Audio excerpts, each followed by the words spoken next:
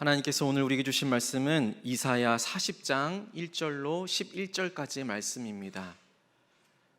이사야 40장 1절로 11절까지의 말씀을 제가 봉독하겠습니다. 너희의 하나님이 이르시되 너희는 위로하라. 내 백성을 위로하라. 너희는 예루살렘의 마음에 닿도록 말하며 그것에게 외치라. 그 노역의 때가 끝났고 그 죄악이 사함을 받았느니라. 그의 모든 죄로 말미암아 여호와의 손에서 벌을 배나 받았느니라 할지니라 하시니라. 외치는 자의 소리여 이르되 너희는 광야에서 여호와의 길을 예비하라. 사막에서 우리 하나님의 대로를 평탄하게 하라. 골짜기마다 도두어지며 산마다 언덕마다 낮아지며 고르지 아니한 곳이 평탄하게 되며 험한 곳이 평지가 될 것이요 여호와의 영광이 나타나고 모든 육체가 그것을 함께 보리라. 이는 여호와의 입이 말씀하셨느니라. 말하는 자의 소리여 이르되 외치라. 대답하되 내가 무엇이라 외치리까 하니 이르되 모든 육체는 풀이요 그의 모든 아름다움은 들의 꽃과 같으니 풀은 마르고 꽃이 시듬은 여호와의 기운이 그 위에 불미라. 이 백성은 실로 풀이로다. 풀은 마르고 꽃은 시드나 우리 하나님의 말씀은 영원히 서리라 하라. 아름다운 소식을 시온에 전하는 자여 너는 높은 산에 오르라. 아름다운 소식을 예루살렘에 전하는 자여 너는 힘써 소리를 높이라. 두려워하지 말고 소리를 높여 유다의 성읍들에게 이르기를 너희의 하나님을 보라 하라. 보라, 주 여호와께서 장차 강한 자로 임하실 것이요 친히 그의 팔로 다스리실 것이라. 보라, 상급이 그에게 있고 보응이 그의 앞에 있으며 그는 목자같이 양떼를 먹이시며 어린 양을 그 팔로 모아 품에 안으시며 젖먹이는 암컷들을 온순히 인도하시리로다. 아멘. 하나님께서 이 말씀 통하여서 우리에게 은혜해 주시기를 원합니다. 우리 함께 인사 나눌까요? 메리 크리스마스. 네, 메리 크리스마스. 네, 매일매일이 크리스마스라면 어떨까요? 제주 서쪽에 있는 한림에 가면요, 이 에브리데이 크리스마스라는 카페가 있습니다. 그러니까 카페 이름이 에브리데이 크리스마스예요. 근데 제가 이렇게 검색을 해보니까 이 육지 서울에도 생겼더라고요. 종로에도 있고 일산 쪽에도 가보면 이 이름 자체가 에브리데이 크리스마스라는 카페가 있습니다. 제주에 있는 이 에브리데이 크리스마스 이 카페는 그 한림 쪽에 있는 교회에 계신 목사님과 그 교회가 함께 이제 세운 카페입니다. 1년 365일이 성탄절입니다. 그러니까 인테리어 자체를 오늘 이렇게 강대상에 이렇게 아름답게 꾸며져 있는 것처럼 카페 자체를 아예 성탄절로 꾸며놨습니다. 그래서 봄에도 여름에도 가을에도 겨울에도 그 카페에 가면 메리 크리스마스 이렇게 인사할 수 있을 것만 같은 그런 분위기를 만들어 주고 있습니다. 이 대림절이 되면 정말 이곳저곳에 이렇게 성탄 장식을 하게 되지요. 명동의 한 백화점은 그 아름다운 장식 때문에 그 앞에서 사진 찍으려고 사람들이 어마어마하게 대기를 한다고 합니다. 그런가 하면 저기 잠실에 어떤 큰 이 대형마트는 이 크리스마스 장식을 아주 화려하게 해서는 아주 인기를 끌고 있다고 합니다. 혹시 가보셨나요? 네.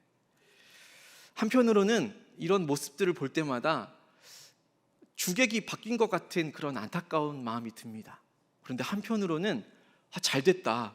오히려 이 크리스마스라는 그 이름 덕분에 성탄절이라는 것 때문에 그날만큼은 예수님이라는 단어를 한 번씩은 들어볼 수 있겠구나.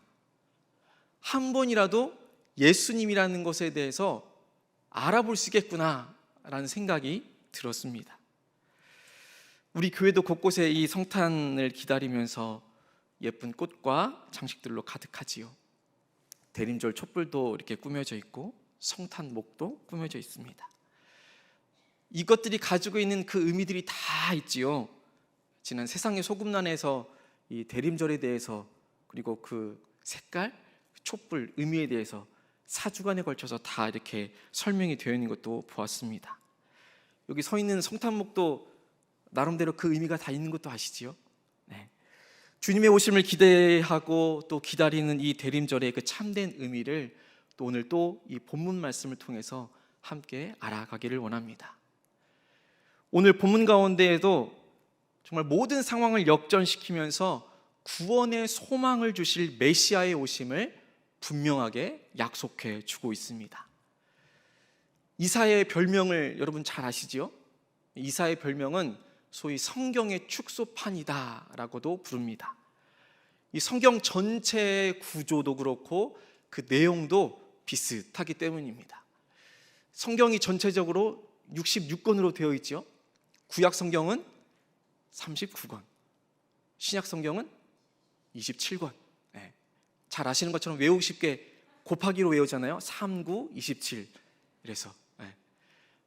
구약은 39권, 신약은 27권.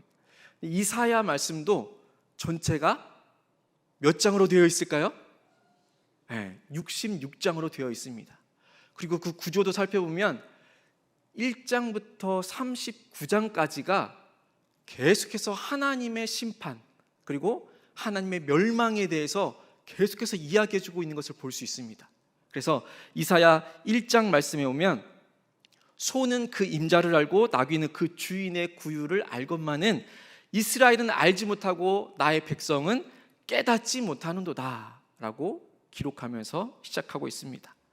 그러니까 짐승도 자기의 주인을 알지만 이스라엘 백성들, 하나님의 백성이라 여김을 받았었던 이 이스라엘은 자신의 주인이 누구인지조차도 모르고 살아가고 있다라는 것입니다.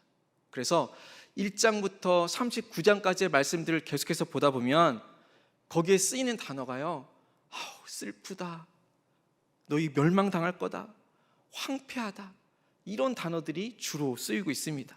그래서 읽는 것만으로도 상당히 거북합니다.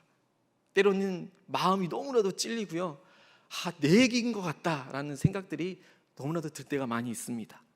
그런데 이사야 40장부터 완전한 반전이 시작됩니다. 이 성경에서도 구약에서 이 신약으로 넘어가면서부터 이 세례 요한이 등장하고 예수님의 탄생이 기록되기 시작하면서 무언가 우리의 마음 가운데 새로운 희망이 샘솟지 않습니까? 소망이 있는 것 같고 분명히 메시아가 나타날 것에 대해서 이 신약 성경이 기록하고 있지 않습니까? 그리고 실질적으로 예수님께서 이 땅에 오신 것을 기록하고 있습니다. 그래서 회복을 약속하시고 이스라엘의 아름다운 미래에 대해서 계속해서 이야기를 해주고 있습니다. 이사야 40장부터 66장까지도 마찬가지다라는 것입니다. 대림절 기간을 보내고 있는 지금 이 시기 가운데에서 다시 오실 예수님을 기다리는 우리에게 어쩌면 너무나도 딱 맞는 말씀이 오늘 이사야 40장 1절부터 11절까지의 말씀입니다. 이 이사야의 말씀을 통해서 다시금 우리의 마음 가운데 하나님께서 우리에게 희망을 선포하실 때에 우리가 다시금 회복을 바라보면서 그 약속의 하나님을 다시금 바라볼 수 있는 귀한 시간이 되어지기를 간절히 소망합니다. 오늘 본문인 40장 1절부터는 하나님의 위로의 말씀이 시작됩니다. 우리 말씀 1절과 2절 말씀 다시 한 번 더 우리 한 목소리로 함께 읽어보겠습니다. 너희의 하나님이 이르시되 너희는 위로하라, 내 백성을 위로하라. 너희는 예루살렘의 마음에 닿도록 말하며 그것에게 외치라. 그 노역의 때가 끝났고 그 죄악이 사함을 받았느니라. 그의 모든 죄로 말미암아 여호와의 손에서 벌을 배나 받았느니라 할지니라 하시니라. 아멘. 이사야 1장부터 39장까지에서 보여지는 그 하나님의 심판의 하나님이셨지만 잘못한 이스라엘 백성들에게 벌을 내리시는 그런 하나님이셨지만 이제는 완전히 다른 하나님으로 등장을 하게 됩니다. 완전 분위기가 달라지는 거죠. 이 말투부터 달라집니다. 그러니까 쓰는 용어부터 달라지기 시작합니다. 너희의 하나님이 이르시되 라고 시작을 하면서 위로라는 단어를 쓰기 시작하는 거예요. 그토록 매섭게 몰아쳤던 그 심판이라는 말과는 정말 차원이 다르게 이제는 하나님이 이스라엘 백성들에게 우리의 하나님이다, 너희의 하나님이다, 그리고 이제 우리는 하나님의 내 백성이 되었다라고까지 말씀하고 계신 거예요. 그러면서 하나님께서 위로의 말씀을 내 백성들에게 전하라라고 하시는 거예요. 그것도 그냥 전달하라는 것이 아닙니다. 그 예루살렘의 마음에 닿도록 전달하라라고 하십니다. 이 마음에 닿도록이라는 단어가 이 예전 성경 개역 한글 버전에는 정다이라고 이렇게 되어 있어요. 정다이. 그러니까 정겹게 가서 마음에 와닿도록 그렇게 아주 친밀하게 따뜻하게 그렇게 전하라라는 것입니다. 거기다가 아주 잘 들릴 수 있도록 힘을 다해서 외치라라고 하시는 거예요. 왜냐하면 이 위로의 말씀이 모든 사람에게 들려야겠습니다. 단 한 명도 빠짐없이 이제는 회복해 하실 위로의 하나님의 그 말씀이 분명하게 들려져야 했기 때문인 것입니다. 시편의 기자는 시편 100편 3절에서 우리에게 이렇게 말씀하십니다.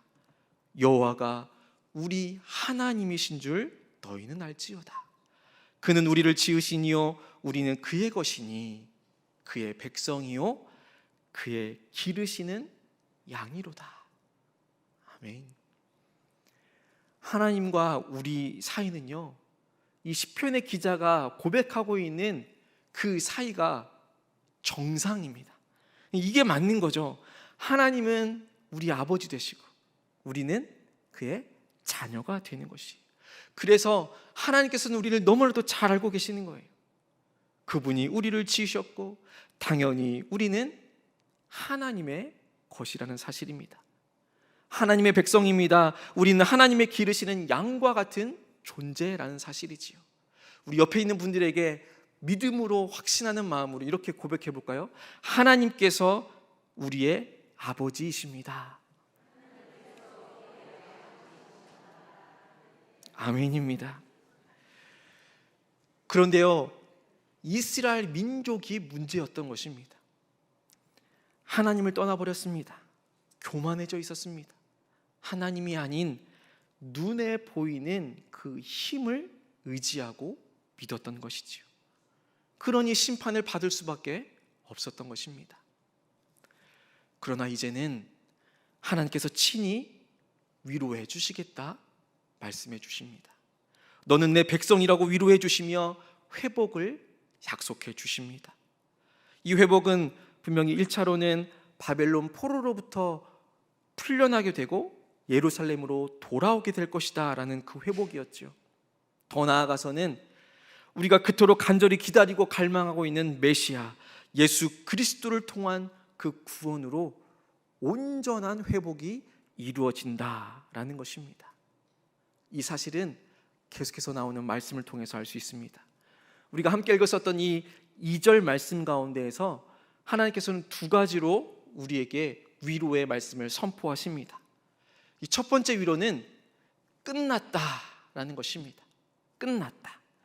그러니까 유다 백성이 이 바벨론 가운데에서 70년간 포로로 생활했었던 그 모든 종살이가 울며 힘겹게 노역 생활을 해야만 했었던 그것이 이제 끝났다라고 선포하시는 것입니다. 여러분, 무언가가 끝났다라고 하면 기분이 어떨까요? 어느 날 은행에서 문자가 하나 날아옵니다. 대출금 상환이 완료되었습니다. 학자금 상환이 완료되었습니다. 큰맘 먹고 산 그 냉장고, 세탁기 36개월 할부 끝났습니다. 12개월 카드 할부 다 끝났습니다. 수능이 끝났습니다. 요즘 한창 시험 기간인데 학생들에게는 기말고사가 끝났습니다. 춥고 길고 긴 이 긴 겨울이 끝났습니다. 이 얼마나 반갑고 기쁜 소식입니까? 홀가분합니다. 무언가 새로운 시작을 할 수 있는 용기도 생겨나고 힘도 생겨나게 되는 것이지요. 그렇다고 모든 문제가 해결되는 것은 아닙니다만 끝이다라는 것은 곧 새로운 시작이다라는 희망이 있다라는 것입니다. 종살이하던 이스라엘 민족에게 이제 종살이가 끝났다라는 이 말이 얼마나 큰 힘과 위로가 되었을까요? 두 번째 위로는 잘못한 것에 대한 충분한 대가를 다 치렀다라는 것입니다. 유다가 망하게 된 것이 유다 나라 자체가 힘이 없어서가 아니었습니다. 하나님 앞에서 교만해졌었고 자기의 주인도 누구인지도 알아보지 못하는 영적인 죄악 때문이었지요. 그런데 이제는 그 죄값을 다 치렀다. 네가 이미 2배 이상으로 수고했다. 이제는 안 해도 된다 라고 하시는 그 말씀을 해주고 계십니다. 하나님은 자기 백성을 징계할지라도 그 고난의 자리에 방치하지 않으시는 분인 줄로 믿습니다. 하나님은 자기의 백성들을 징계할지라도 외면하는 분이 아닌 줄로 믿습니다. 분명히 그곳 가운데서 건져내어 주시고 살 길을 내어주시는 분인 줄로 믿습니다. 하나님은 회복케 하시는 분이십니다. 하나님은 온전케 하여 주시는 분인 줄로 믿습니다. 그 회복의 모습이 3절부터 5절까지 해서 계속해서 이어지고 있는 것을 볼 수 있습니다. 우리 3절부터 5절까지의 말씀도 우리 함께 읽어보겠습니다. 외치는 자의 소리여 이르되 너희는 광야에서 여호와의 길을 예비하라. 사막에서 우리 하나님의 대로를 평탄하게 하라. 골짜기마다 도두어지며 산마다 언덕마다 낮아지며 고르지 아니한 곳이 평탄하게 되며 험한 곳이 평지가 될 것이요 여호와의 영광이 나타나고 모든 육체가 그것을 함께 보리라. 이는 여호와의 입이 말씀하셨느니라. 아멘. 이 본문에 나오는 그 골짜기는요, 고난과 슬픔으로 짓눌리고 낙담한 사람들을 의미합니다. 이제는 그 사람들을 높여주겠다 약속하시는 거예요. 산과 언덕은 하나님 앞에서 그동안 교만했었던 사람들이지만 그들을 이제는 하나님께서 낮춰주셔서 거기서 끝내는 것이 아니라 하나님의 영광을 바라볼 수 있도록 인도하여 주신다라는 사실입니다. 바벨론으로 포로 생활을 보낸 분도 하나님이십니다. 또한 이제 바벨론에서 그 포로의 생활을 끝내게 하시는 분도 하나님이십니다. 고난을 주시는 분도 하나님이시고 역경을 주시는 분도 하나님이시지만 그 역경과 고난도 해결해 주시는 분이 바로 하나님이신 줄로 믿습니다. 이스라엘 백성들의 그 눈에 보기에는 이 바벨론이란 나라는요, 그 나라 자체가 정말 어마어마한 힘을 가지고 있었기 때문에 커 보일 수밖에 없었습니다. 그래서 이 이스라엘 민족들 스스로는 도저히 감당해낼 수 없는 그런 상황 가운데 있었지요. 벗어날 수 없었습니다. 그저 고통과 그 고난의 시간을 그저 묵묵히 감내해야만 했습니다. 그러나 이 모든 것을 하나님께서 끝내시는 거예요. 바벨론 앞에 두렵게 떠는 이스라엘 민족에게 하나님께서는 계속해서 회복의 말씀을 선포하십니다. 6절 이하에서 가장 먼저 이렇게 말씀하시지요. 모든 육체는 풀이요 그의 모든 아름다움은 들의 꽃과 같다. 그러면서 7절 말씀에서 무엇이라 말씀하십니까? 우리 7절 말씀도 함께 읽겠습니다. 풀은 마르고 꽃은 시들면 여호와의 기운이 그 위에 불미라. 이 백성은 실로 풀이로다. 아멘. 제 아무리 바벨론이라고 하여도요, 주님께서 입김을 한번 불기만 하면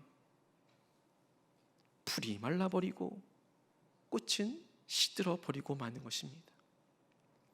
유다 민족이 이 예루살렘으로 돌아올 수 있었던 것도 그렇게 커 보이던 이 바벨론을 하나님께서 페르시아라는 나라를 사용하셔서 바벨론을 멸망시켰기 때문입니다.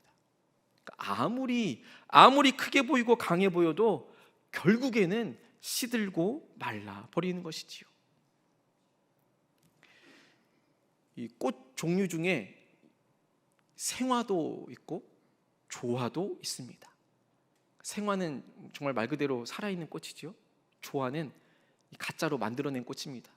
요즘에는 기술이 얼마나 좋은지 이게 정말 가짜인지 진짜인지 구별이 안 될 때가 많습니다.